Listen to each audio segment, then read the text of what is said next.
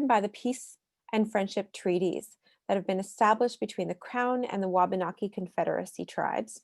And these are the treaties that continue to govern us through peace and friendship, but are often neglected and not fully honored.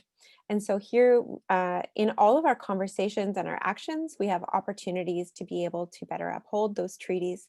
And so I invite each of you to reflect upon that and see how we can bring that into our work that we're discussing today and into our lives more broadly as well. So with all of these conversations, it's helpful to consider what we can put aside that is not serving us right now, and what do we need to bring into this conversation to more fully serve us. The topic for today is about feeding communities in times of COVID-19.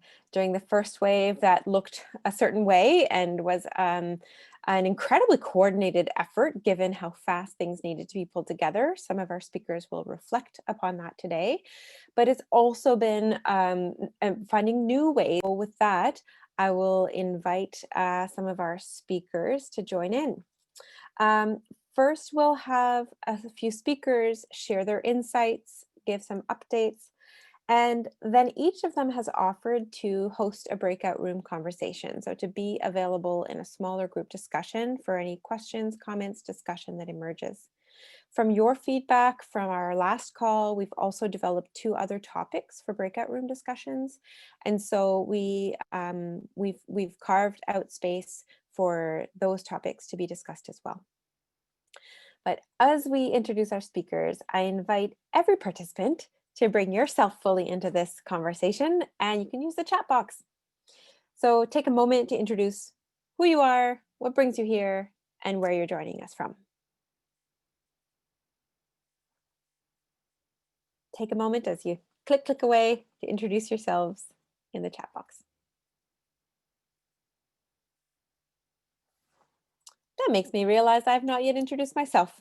So my name is Laura Rainsborough, and I am the director of Food for All New Brunswick, Alimentaire. We're a provincial food security network here to inform, connect, and engage on any matter, every matter of food security in New Brunswick. So any individual or organization or community group that wants to see or has their work touching on food security in some way, Food for All strives to be your go-to shop to network and to support and to amplify your work. We have a resource directory on our website. We have a food programs map, and we also administer the Community Food Mentors program, lots of different programs and activities to be able to best support food security work across the province. All right, the chat box is filling up. Love to see it. So with that, it's my pleasure to introduce our very first speaker. Some of the big questions we might be having about feeding communities in this time are, how are our food banks doing? Are the numbers up? Are they down? What other community programs are emerging for feeding communities? What new programs or resources exist that we should all know about? And you may have also heard, what are these regional resiliency teams? And so some of our speakers will be able to respond to those questions today. First up, as a new and emerging resource in New Brunswick and the Maritimes, is Mike Hardy with FoodRescue.Ca. Mike's going to give us a bit of an overview of Food Rescue. You may have been hearing about them since the pandemic hit, and he's newly in the role to support FoodRescue.Ca in the Maritimes. So over to you, Mike. Thanks so much, Laura. Thank you for having me here today. It's great to be here to speak to the group. As you mentioned, my name is Mike Hardy, head of operations for Second Harvest here in the Maritimes, from Fredericton, New Brunswick, is where I'm calling in from today. So Second Harvest, we are Canada's largest food rescue charity. And what that means is we work with food businesses, large and small, from around the country to identify and redirect food surplus. So whether that's at the farm level or even within a restaurant, if it's surplus food, we work with them to redirect it into organizations' hands that can get it to people that are in need. The primary tool that we use out here in the Maritimes as of now is FoodRescue.Ca, as Laura mentioned. And what this is, it's a platform that really aims to match those donors with those organizations. So we laugh internally that we're matchmakers and we're largely eHarmony for food. So it's a way of streamlining that donation process and simplifying it as much as we possibly can.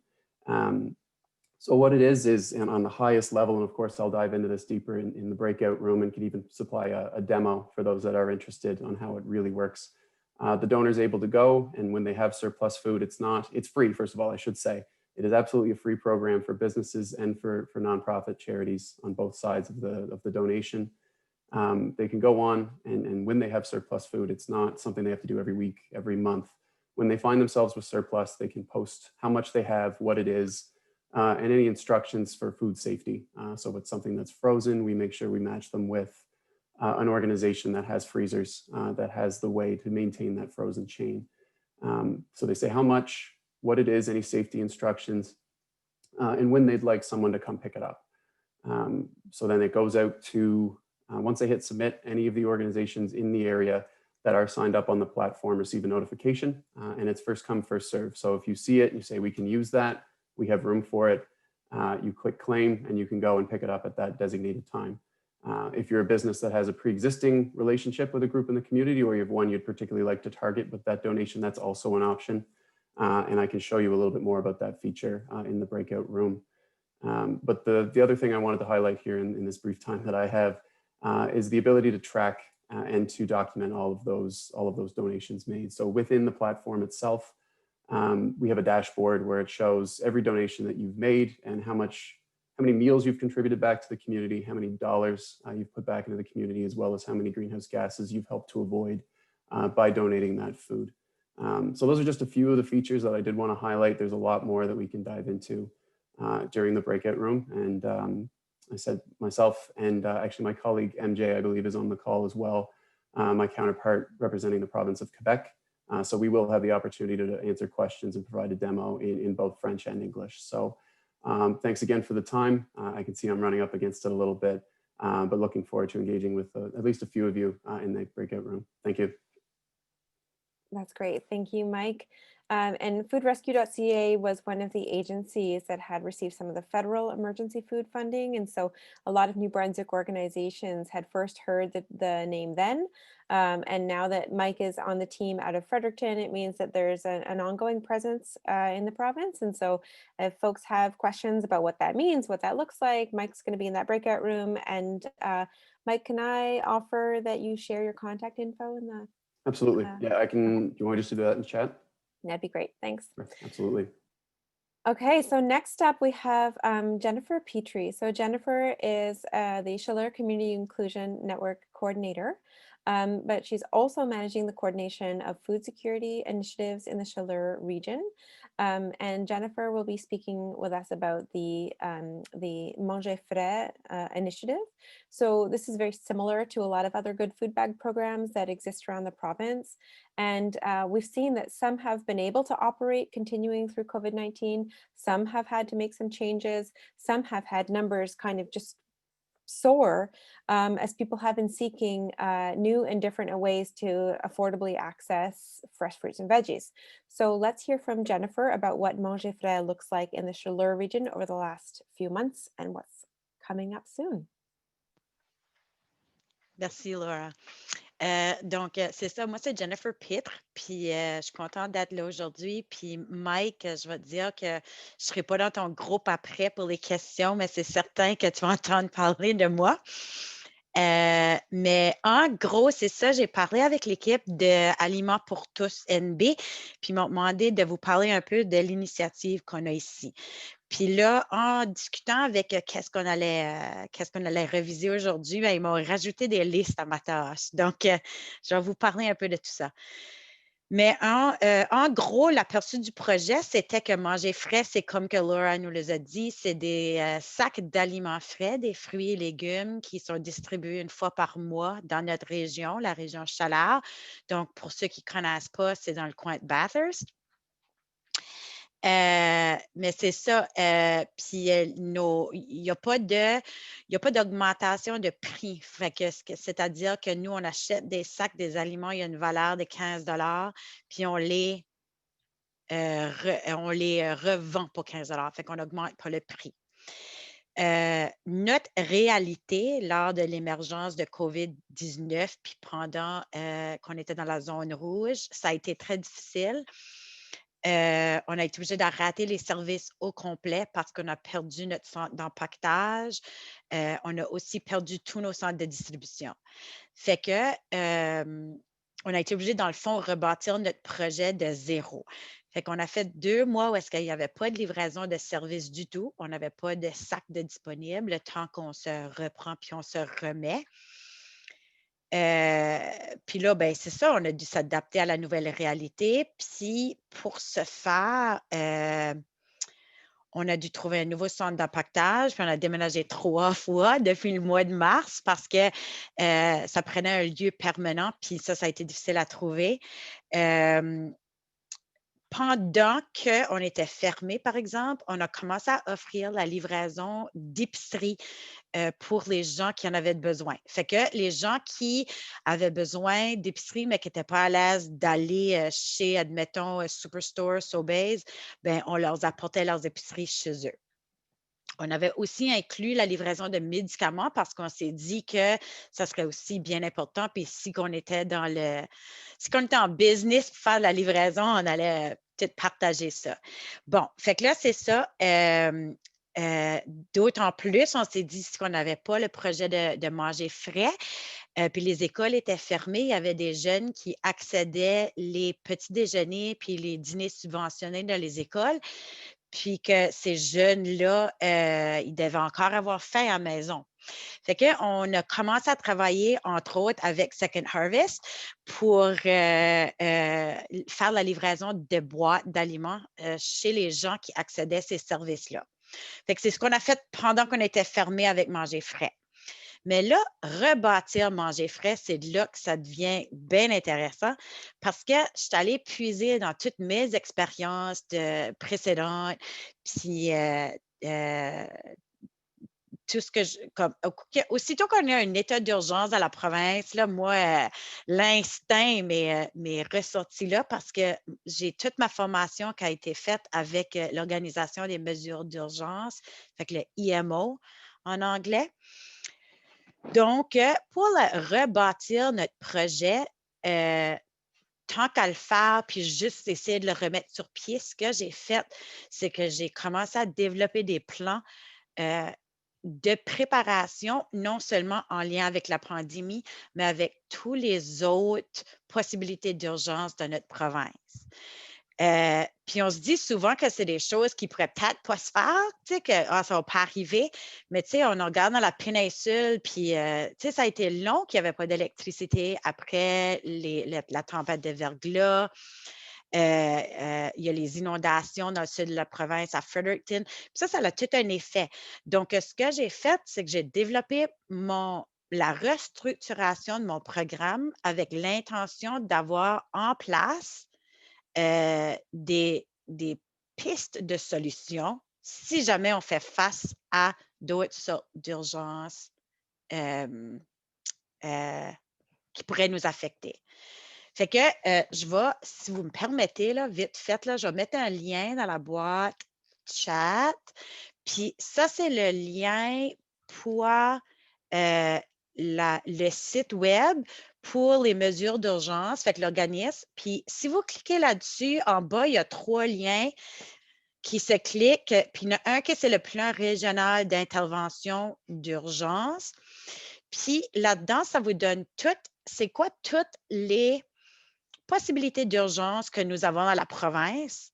Puis là, de là, bien, on peut se préparer en lien avec ça. Fait que c'est pas absolument nécessaire dans le sens que ton projet, il va gérer pareil, là, même si on n'a pas toutes ces choses-là.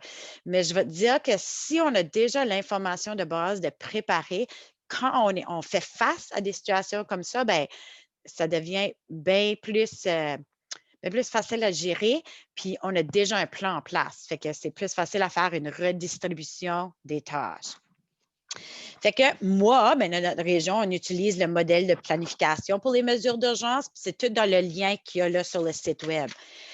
Mais bon, Fait qu'en gros, c'est ça. Mais l'autre chose aussi qu'on fait pour élaborer notre plan, c'est qu'on s'assure que peu importe ça va être quoi les changements au niveau économique ou les changements politiques dans notre province, parce que comme qu'on a bien vu, ben, les couleurs, ils peuvent changer chez nous à n'importe quel moment à chaque 4 ans. Fait que peu importe les changements du niveau climatique, de l'environnement et de la politique, notre projet peut être soutenu.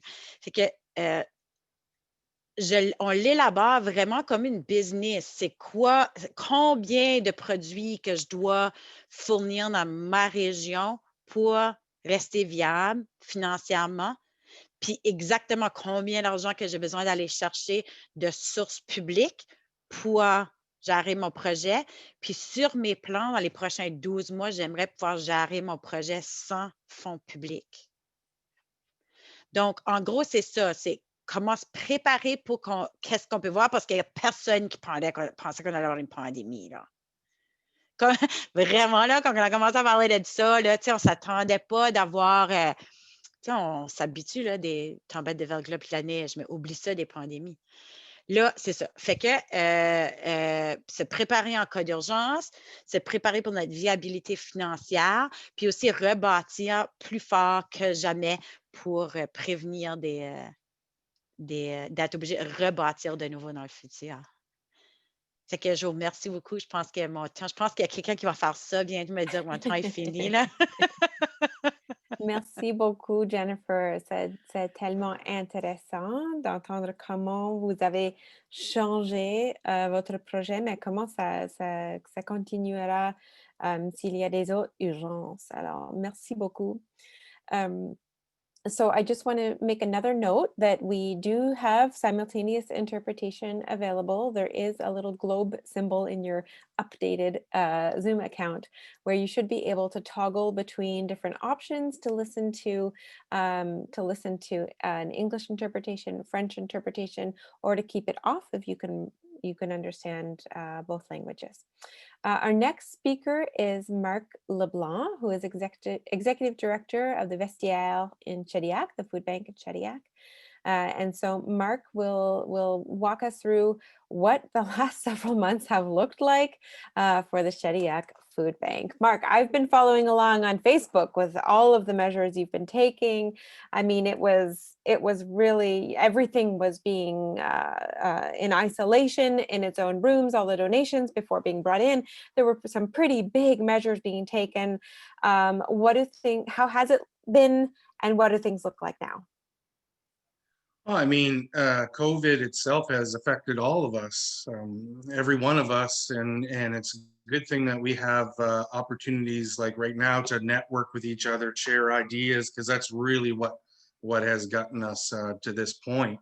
And I think it's very important to network during times of crisis. It's important to adapt and respond to difficulties. These are the things that we need to. All of a sudden, we need to think hard. And yes, it does take up our brain power, that's for sure. But it's most important to be ahead of the game as much as we can, and then deal with the problems that come as they come. And yeah, it's definitely been a trying experience. The Shediac Food Bank, Shediac Regional Food Bank serves 18 communities.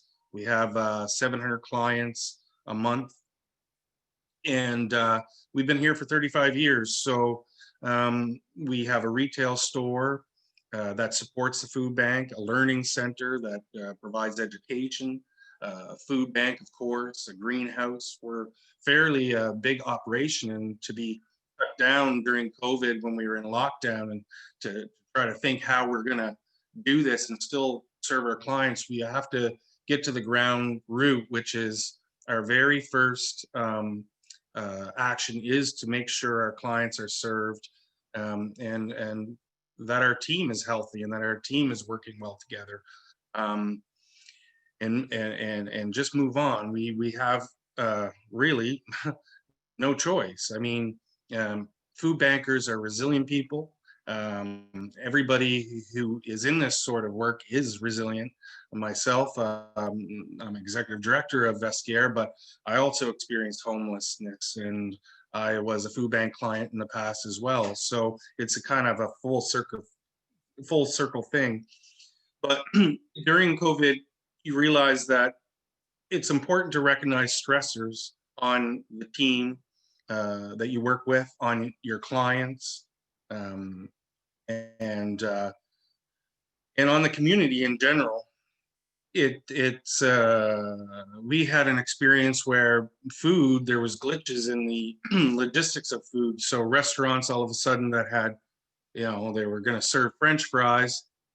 Now they had a surplus of French fries, or different things happened. So food wasn't really an issue, but the mental aspect was a huge issue to our clients. A lot of them, coming to the food bank is a time when they're social and they can express their problems. Our team, if you don't have a team, you can't really distribute food. So understanding also that those who are at risk, and they're even more at risk during a national crisis, so such as a pandemic. Understanding that, a lot of people never been to a food bank before, but all of a sudden placed in this, now, they have to come to a food bank, and you have to support that, because it is a daunting thing. If you've ever been to a food bank for the first time and you're a food bank client, it's hard to ask for help. And so just understanding that those on the brink of food insecurity rely on you, all of you, and your team. Though I'm a in the field director where I directly relate to clients daily, you all here have some part in all this, even if you don't directly deal with clients. So I guess it's understanding and preparing and adapting that will really help us in the second wave. The challenges will be great for sure. I mean, it's not over now. 2020 was bomb there, right? But 2021 just isn't going to brighten up by New Year's Day. So numbers are to rise, and we're seeing that now. But I think that it's not something together we can't handle. So thank you. Thanks so much for sharing, Mark. I have just a quick follow-up. So what have the numbers looked like? And also not just numbers, but the people coming, have you noticed a change through since you were able to reopen? Yeah, exactly. So, I mean, our food bank always remained open from start to finish. We never ever closed the food bank. We focused directly on our food bank. But our retail store, we had to close for 5 months. I mean, we wanted to focus essentially. So what it looked like through the summer was, with CERB subsidies, government subsidies, it was almost probably a 40% drop in clientele. And so you can see that when people argue basic income works, obviously. There's an example. And then when the subsidies now are starting to decrease, for businesses, our food bank itself, 75% wage subsidies on subsidies served. Now we're seeing the incline, and now we're feeling this was just a blip. Now we're going to really see the incline. So we have all of our regular clients back, and today we had 5 new clients, and that's about average. So if you go 5 over 20 days of the month, you're talking 100 more per month until it pulls off somewhere. So yeah, we're seeing an increase, that's for sure. Thanks very much. I appreciate that. Yeah, fascinating. Okay, next up we have Tina Bear and Suzanne Sapier, who are going to share from the Neqotkuk Food Bank in Neqotkuk First Nation. And so we want to learn, what is that experience like with your food bank? Did you need to close down? Did you see numbers go up, go down? And what new new resources and programs are being offered to try to meet the current needs? Okay, hello, can you hear me? Hello? Oh, hello, yes. Hello, hi. Okay, so I'm Tina Bear, and this is Suzanne Sapier. We work together here at the Neqotkuk Food Bank. I'm new to the to this program. I've only been here for 8 weeks, but I like what I see, and we're establishing new programs and new goals, and things are going really well. We live in a community that with a population of on-reserve residents is 1,800, and the food bank has been, it was established 21, 22 years ago. In saying that, it just services our community, and we are not incorporated, and we're self-sufficient, you might say. The departments individually contribute donations, monetary donations on a monthly basis, and we do have one person that's a local business owner that donates quite a substantial amount to the food bank. So like I said, we're self-sufficient. In saying that, with the 50% increase in people that we service, we're looking for outside resources, because I don't think that we want to be able to fund more people, and like I said, we're growing in numbers, so we have to meet those needs. And I think the only way to do that successfully and in a full capacity is to get public funding. So anyone that has addresses, connections, resources, we'd appreciate in the breakout room if we could discuss that, and I'd take down some phone numbers and email addresses, whatever you could do to help. So we also started the kitchen equipment library. So basically we have a bunch of kitchen equipment, and it's lent out to whoever's in need of that equipment on 3-day cycles. So that's going well. We have a sign out sheet, and they agree to bring it back the way that they took it, clean, and it's being utilized. That just started. We just had the grand opening last week. We advertise through Facebook. We don't have our own webpage as of yet. We are able to advertise on the Chiefs Topic First Nation webpage, so we're going to be doing that as well. Let's see. What else? Oh yeah, we have a soup kitchen on a weekly basis every Monday, and we serve soup and sandwiches. So that's something new that we've been doing as well. They did start it last year, but it dwindled off, and we started it again. So we do fresh choice food bags. Now, before COVID, everyone paid, whoever wanted a bag paid for it, the $15. Like, I'm sorry, Jennifer was talking about, I believe. Anyway, so now the band purchases the food bags, and they purchase 400 a month for our community members.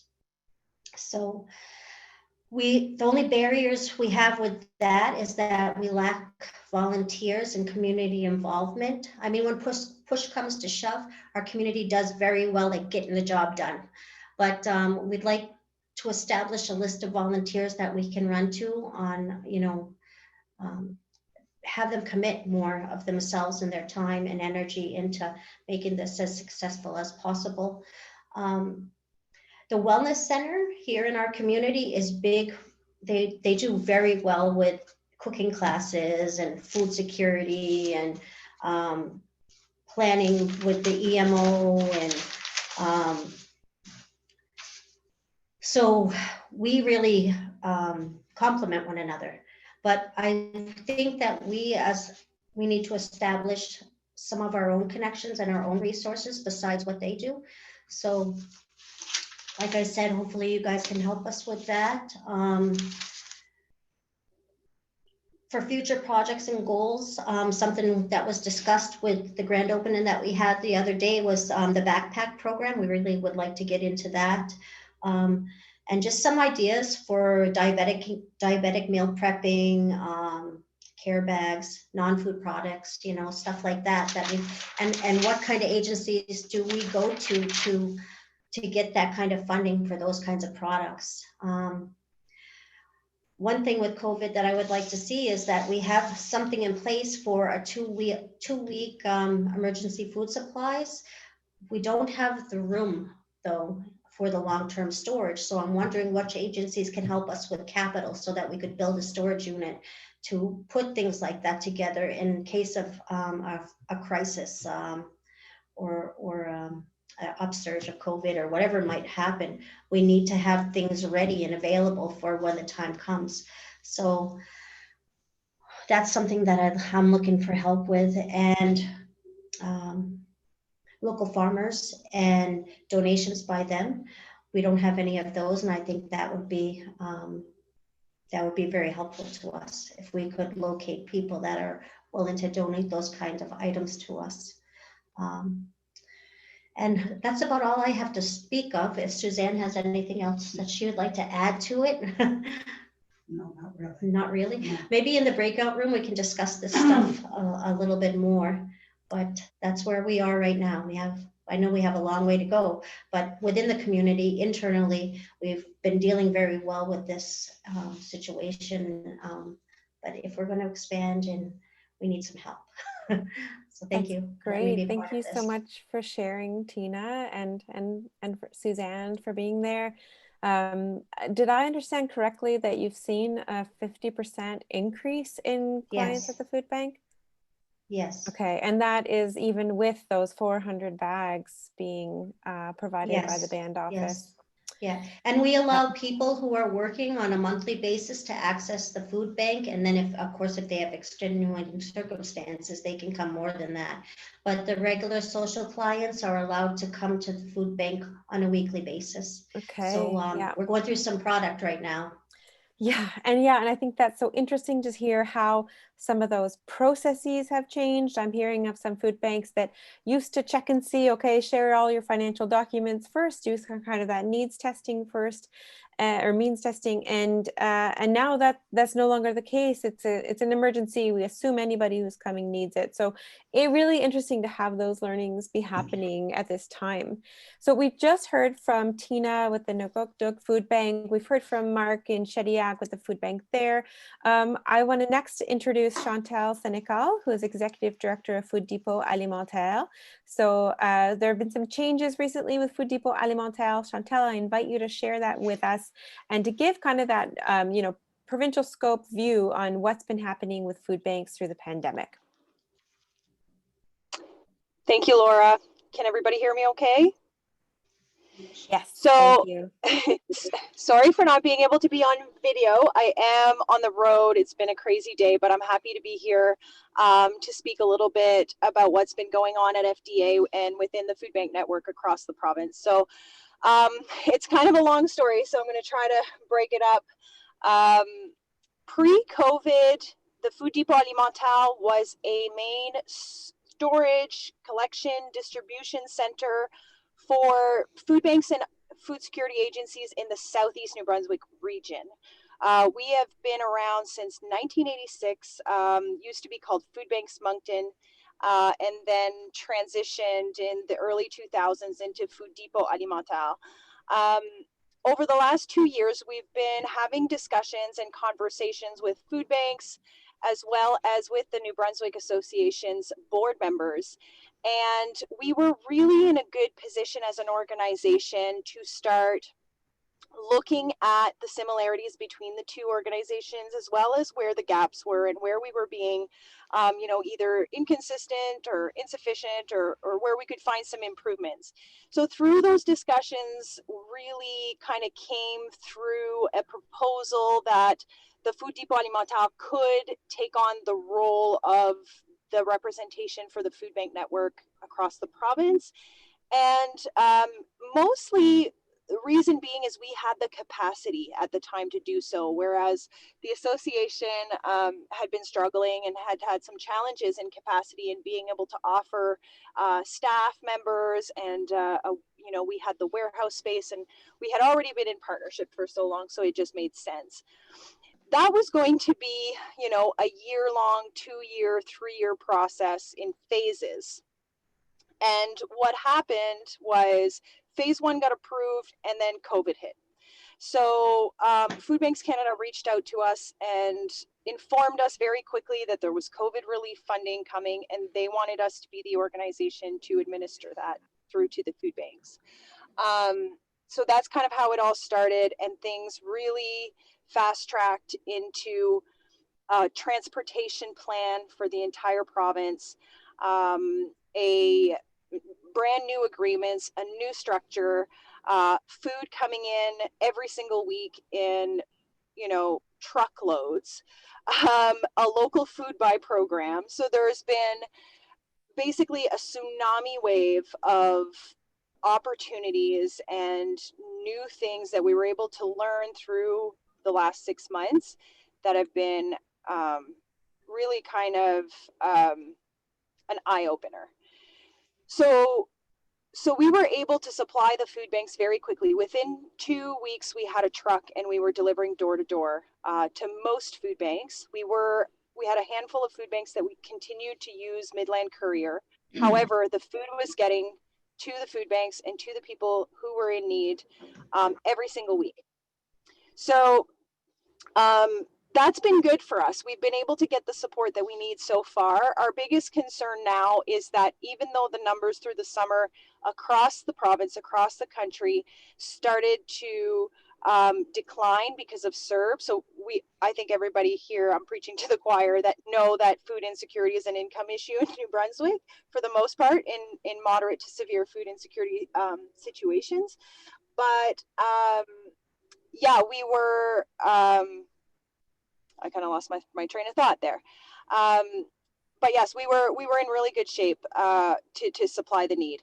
Now we're concerned that the demand is going to continue to go up as CERB and the benefits go away and people are not returning to their jobs. So we're seeing new faces, new people come through.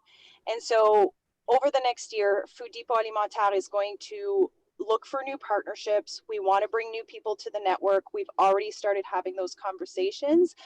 So Tina, get a hold of me in terms of First Nations communities. It's something we haven't really connected with that we need to connect with. So I think if we can all work together, we can really have a clearer picture of food insecurity in the province and work towards reducing it as much as possible. So we're going to turn our focus to advocacy. We work with the provincial government and we have a very strong voice now. So there's been some really good things coming ahead for us. And I think the food banking network is stronger because of it. But also we want to make sure that we're ahead of the problem and we continue to be as we work through the challenges that the pandemic will bring in the next 18 months.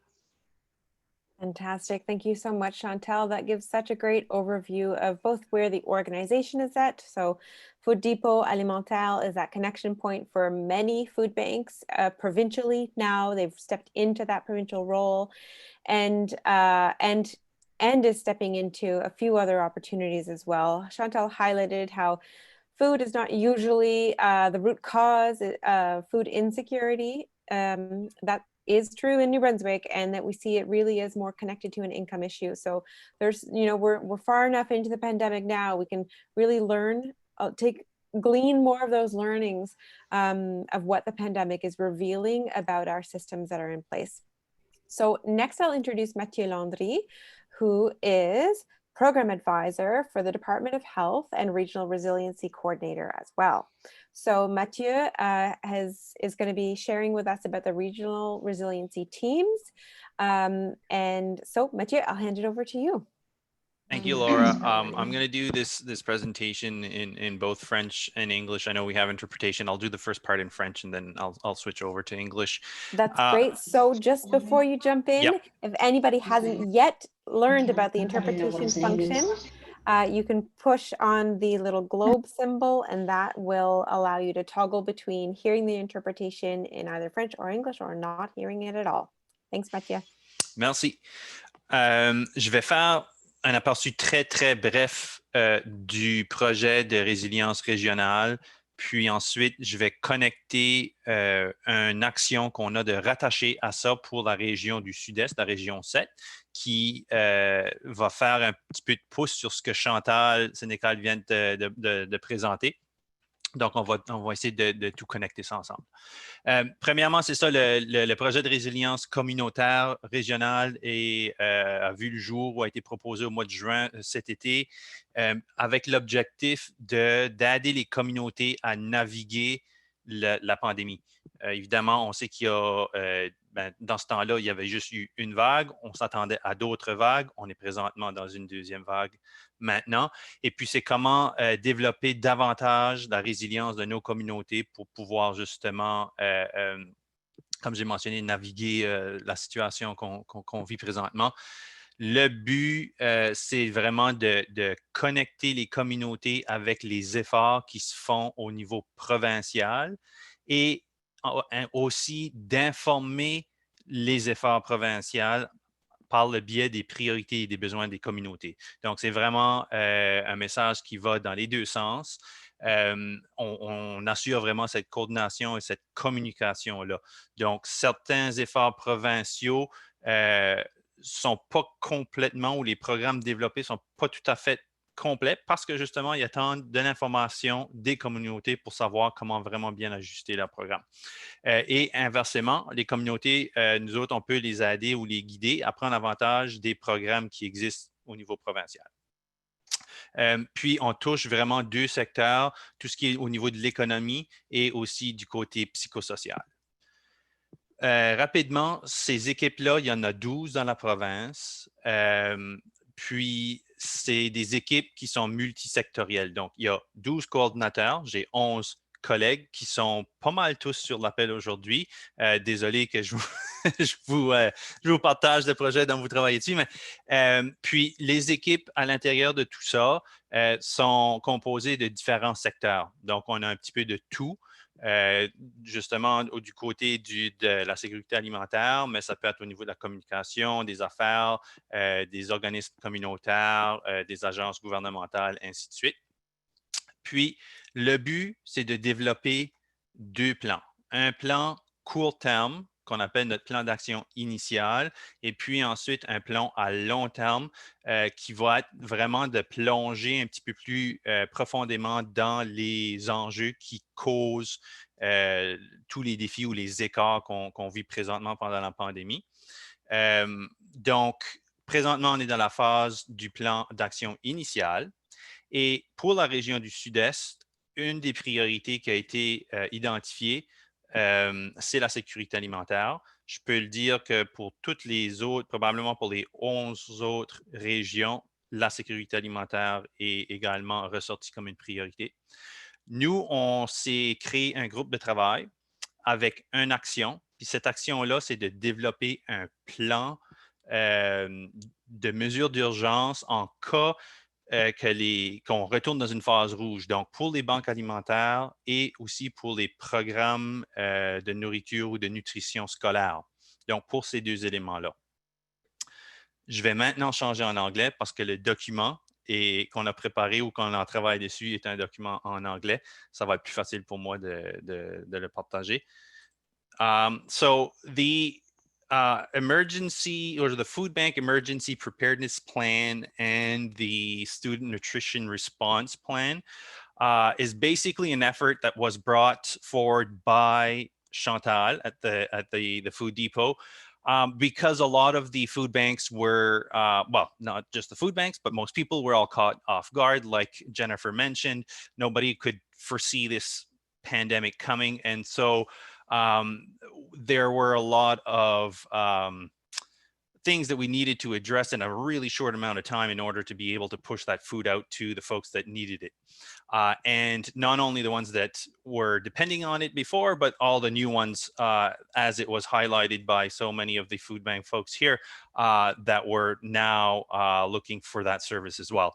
So the goal is to kind of create this emergency preparedness plan so that if we do go back to an orange, well, orange I think is still not going to impact as much, but to a red, especially in the cases of the schools where you actually have a lockdown and then students can actually are not able to physically come to school and access those food programs. So we're looking at that. We're in the very early stages of this plan. Now we're developing it for the Southeast region. However, like I mentioned, I've got 12 or 11 other colleagues that are looking at the same, some similar challenges. And so this was going to be shared with all of them and any other partner that could benefit from this. So On our working group, obviously, we have representations from the school districts, both Francophone South and Anglophone East. Food Depot is actually leading or championing this piece. And then we have a few community agencies like the United Way. We also have public health with a dietitian, and we have a few more that have jumped on, like WA Transpo, which is a volunteer driving program for the area here. So just to give you an idea. So not having very much time left, the biggest thing is that this plan is going to be a tool that food banks and school food programs can use if they don't already have something developed. Some have something, others don't, and this will be able to guide them through the process to create such a thing and adjust this model to suit their needs so that they're better prepared in the event of another shutdown, lockdown, whatever you want to name it. So Mathieu, thank that's you it. so much. That's such a great overview. Great to hear that that work is happening. You know, in our last call, we talked about feeding students specifically in time of COVID-19, and you know, those same messages are coming up of just what a complex myriad patchwork web we have of trying to meet these needs in community, in schools, and there's so much overlap with those as well. And so the regional resiliency teams really offer that place to help navigate and have a coordinated effort region by region. Would you mind putting maybe in the chat box if there is a spot where people can go to learn more or find out who's involved with their regional team?